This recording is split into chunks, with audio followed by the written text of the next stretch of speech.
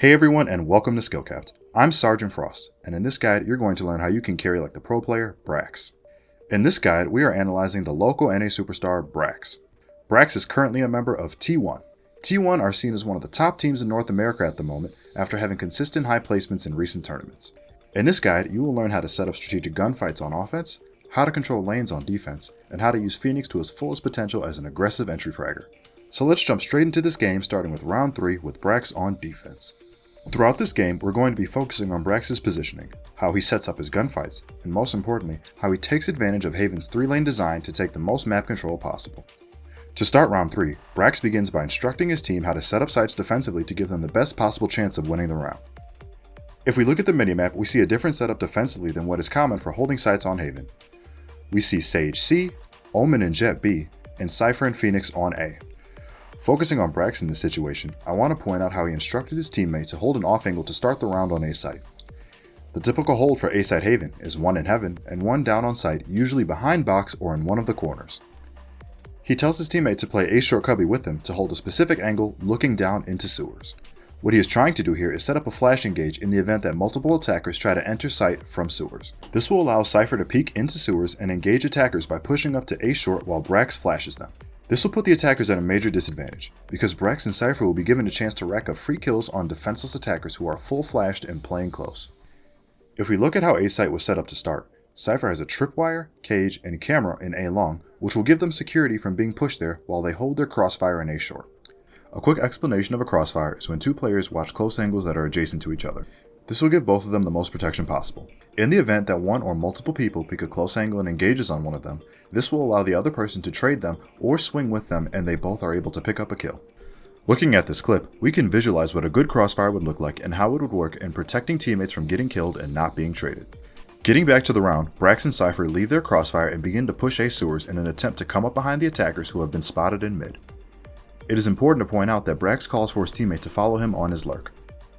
Cypher has already placed his traps and camera on site, which will leave their A long protected. This gives Cypher freedom to follow BRAX on his push to protect and assist him and allow the defenders to produce great pressure on the map by sending 2 players on a flank. As BRAX and Cypher push out of sewers into attacker spawn, it is imperative to understand what they are trying to accomplish by looking at the minimap. Jet and Omen have called out that the attackers are mid-window and outside of garage on grass. Him and Cypher have abandoned A site after no activity and go on a long flank to cut off and trap the attackers in mid. With the A flank covered, 2 players in mid, and 1 Sage using her utility in garage and C site, the remaining 3 attackers are trapped with nowhere to rotate and their time is about to run out. BRAX takes control of mid by clearing window room and spots the last 2 attackers. He puts shots into Cypher and the Omen cleans him up through the smoke. As he begins to notice his surroundings, he notices Brimstone under the window and takes him out as he has nowhere to go. This was a well executed round by BRAX and his team.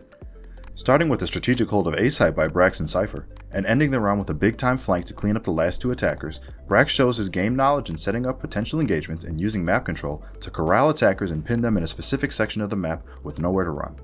Now breaking down round 7. BRAX and his team are on a full buy round, so they will look to play aggressive and take map control by playing up on site entrances. A quick thing to note is how right off the bat we see BRAX prioritize getting his ult orb. Phoenix has one of the most powerful ults in the game in his run it back ability.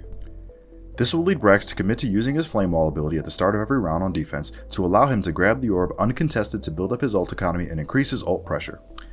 Having a good ult economy will lead to having ult map pressure, and these are important concepts to understand and manage in your games.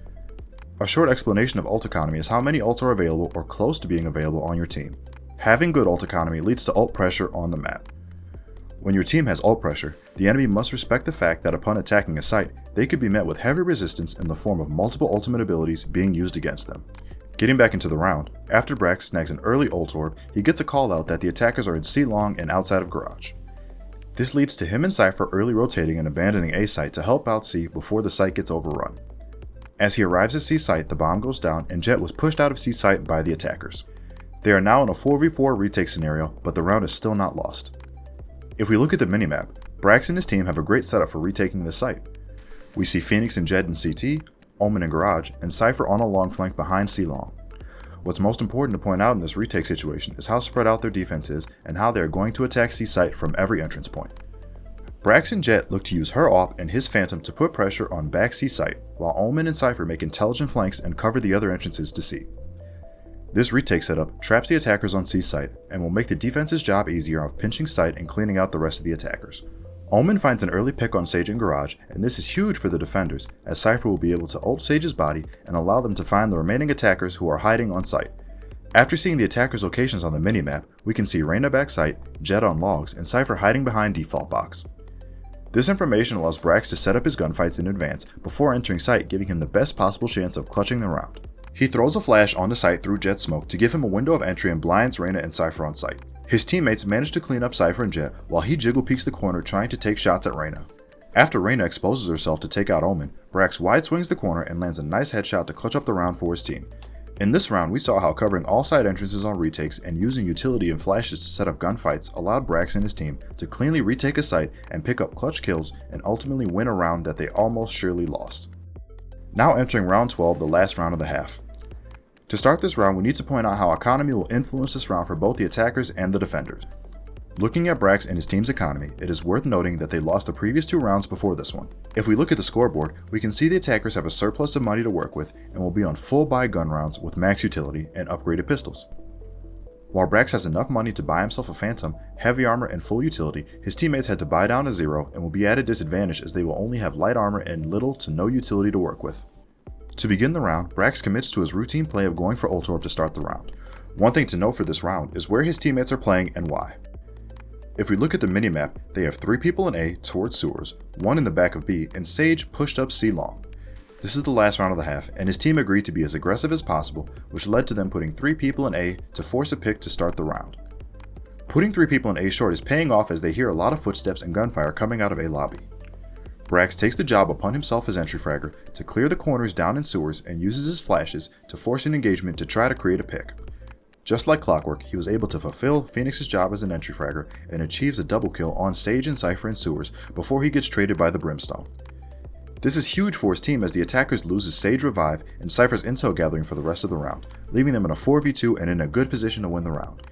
This round turned out to be short as the defenders' aggressive play allowed them to make quick work of the attackers. But we can learn one important skill here from BRAX's play, and that is how to be fearless when entry fragging. He took full advantage of the tools in Phoenix's kit and used them to their highest potential. When his team was confronted with multiple attackers in A lobby, he put himself in front of his teammates and had them play off his entry to trade as many frags as possible. He used Phoenix's flashes to create space between himself, the sewer entrance, and the attackers. This led to him getting into a spray control match with Sage and Cypher and picking up a double kill before his teammates could trade him and clean up the rest of the attackers still hugging the inside of lobby. This round shows how powerful being an entry fragger who can successfully and fearlessly do his job can be for his team. Now we begin breaking down the attacking rounds, starting with round 17. BRAX and his team are on a full buy round after winning the previous round. His team talks over a strat in pre-round of taking B control using Phoenix's ult to entry into site.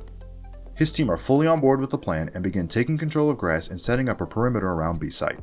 It is important to note that B is a risky site to take on Haven for a multitude of reasons. One of the main reasons is due to the site having 3 entrances and being in the middle of the map. This makes it harder for the attackers to control because of the many flank routes allowing defenders to walk up behind the attackers. The side doors of B site also allow defenders to surround the attackers in sight.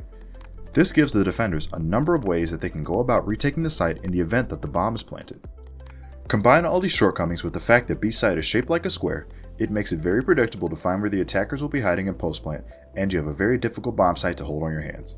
Now getting back to the action, BRAX walks up to B doors after narrowly missing being sniped from inside of sight and pops his Phoenix ult in the door. He looks to use Phoenix ult in an aggressive manner by chasing down the operator player who shot at him from inside. He clears his corners with a flash and pushes his ult into A-Link looking for frags. As he pushes A-Link, he uses Peeker's advantage to connect with the kill on Cypher, who is holding a tight angle outside of A entrance. While he still has his guard up, he continues to push A-Link and finds more people outside of A. He manages to outplay Reyna, who was hiding behind box, by shooting her flash before it could fully deploy. As she swings from behind box, BRAX lands a nice headshot on Reyna, as having no flash left her exposed and at a disadvantage in the gunfight. As Phoenix's ult runs out, BRAX makes his way back to A-Link as he saw Brimstone on the minimap on Heaven Stairs. He gives the call out to his teammates that another enemy was close to A-Link. He trades the Sage as she tries to re-peek the same angle after Brimstone was cut down by an AWP. This round, we saw excellent play from BRAX, taking full advantage of the power of Phoenix's ult. He used the ult to aggressively and quickly clear B site and managed to pick up 2 kills on rotators trying to find their way into B site. This is a great example of how to make the most out of Phoenix's ult and how to get the most value out of it on offense. Transitioning into round 20, we see BRAX and his team play safe to start the round. His team is up 11-8 in this match, and they are looking to hold on to their lead by playing safe in standard positions to start the round. He looks to gain control of Ult Orb and plays back, watching C long to start off.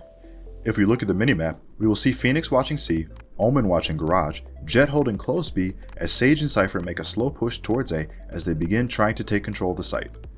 Playing these default positions allow for the attackers to hold their flanks while they send 2 people to A to information gather and attempt to siege the site. It is also worth noting that Haven is a unique map in Valorant because of its 3 bomb site design. This gives attackers many options to choose from when it comes to contesting map control. In the event that an A siege seems unlikely, attackers can quickly back off and rotate safely across the map and attempt to take another site. Having dedicated lurkers on Haven is important because it allows attackers to intel gather and out-rotate a defending team when trying to play for map control. Map control and intelligence gathering is imperative in competitive and high-level play, as it is the only way to win rounds against well-coordinated and experienced teams. Going back to the action, Jett attempts to gain control of B site by dashing in and neutralizing the Sage hiding in sight. While his attempt was successful, he is trade killed, which causes the rest of the attackers to rotate back to mid to attempt to gain control of B.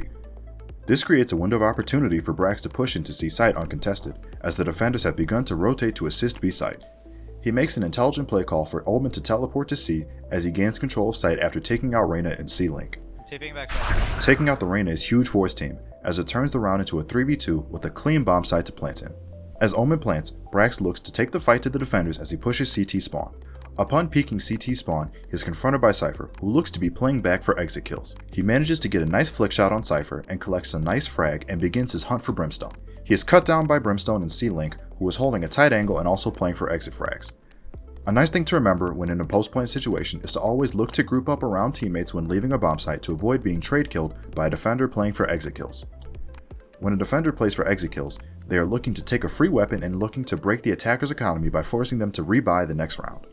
While it may seem to be a small and unimportant concept while attacking, in the grand scheme of the game it is huge because it plays directly into economy warfare, which leads to economy control. Phasing into round 21, BRAX and his team look to close out this game in match point. Him and his team seek to gain control of mid in an attempt to siege B or C site. They are on full buy rounds, while the enemy team's economy is broken from previous rounds. This will allow them to create imminent pressure on B, as the enemy defenders will not be fully equipped to stop a full rush of B from mid. Taking advantage of Phoenix's pushing power in his kit, he uses his ult to clear out Garage and trade his teammate who died previously in C long. Upon entering C site, his ult is shot out by Reyna, but this is all the information he needs after spotting both Reyna and Jett in C site. Knowing where the 2 closest defenders are, his team elects to push B after breaking the Sage wall. They manage to get a quick plant down and play post-plant aggressively by hunting down the last defenders as they have a general idea of where they are. BRAX assists Cypher in mid and picks up a long-range frag in mid window. He quickly turns around and checks his flank and picks up the last kill of the round to take the game. This round was a great example of playing with authority and not being afraid to be aggressive with intel gathering on offense. BRAX was very liberal with his Phoenix ult usage, and for good reason. He managed to use all the tools in his kit available to him for intelligence gathering, denying info to the enemy team, and used Phoenix's overall fragging power to come out as top fragger in this game, which ultimately led to a team win. BRAX is a great example of how you can use Phoenix in your games to top frag, carry harder, and rank up as fast as possible. So how do you like the map Haven? Is it one of your favorites? Do you hate playing on it, or do you find it to be a balanced and fun map? Let us know in the comment section down below. And while you're down there, make sure to like, subscribe, and hit the bell icon and notifications for more premium guides like this one, designed with one goal in mind, helping you become a better player. We here at SkillCapped want to thank you for watching. This is Sergeant Frost, and remember, winter is coming.